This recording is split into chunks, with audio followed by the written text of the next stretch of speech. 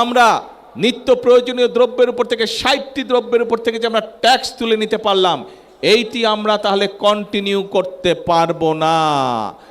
যারা জনগণকে বিভ্রান্ত করতে চায় প্রিয় ভাই বোনেরা, সেটি সংসদের ভেতরেই হোক, সেটি সংসদের বাইরেই হোক, তাদের ব্যাপারে আপনাদেরকে সচেতন থাকতে হবে। কারণ এই সকল লোকেরা, এই সকল দলগুলো দেশে যদি অশান্তি করার সুযোগ পায়, তাহলে আমরা ফ্যামিলি কার্ড বাস্তবায়ন করতে পারবো না।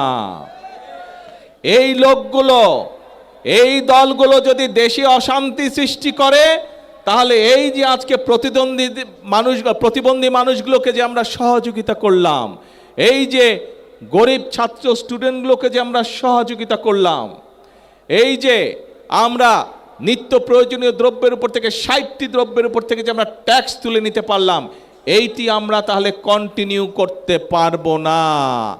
কাজেই যারা এসব কাজে বাধা দিবে, কি ব্যবস্থা করা উচিত তাদের বিরুদ্ধে? সতর্ক থাকতে হবে তাদের বিরুদ্ধে, এবং জনগণকে ঐক্যবদ্ধ থাকতে হবে। বিএনপি হচ্ছে জনগণের দল। যতবারই এই দেশে নিরপেক্ষ নির্বাচন হয়েছে, যতবারই এই বাংলাদেশে মানুষ স্বাধীনভাবে ভোট দিতে পেরেছে, প্রত্যেকবার মানুষ ধানের শীষকে বিজয় করেছে। এবং এই যে মৌলভীবাজারের যতগুলো বড় বড় রাস্তাঘাট, স্কুল, কলেজ দেখেছেন, খোঁজ করে দেখুন, এগুলো সব বিএনপি মরহুম সাইফুর রহমান সাহেবের সময় এই কাজগুলো হয়েছিল।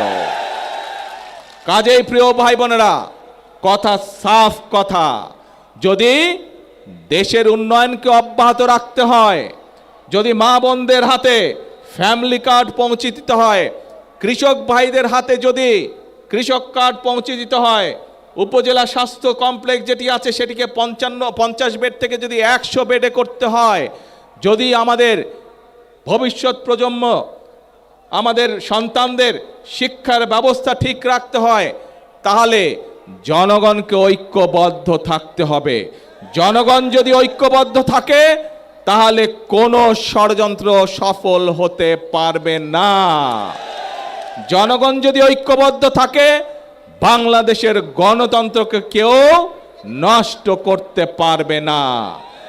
বাংলাদেশের গণতন্ত্রকে কারা নষ্ট করেছিল আমরা সেটি ভালো করে জানি।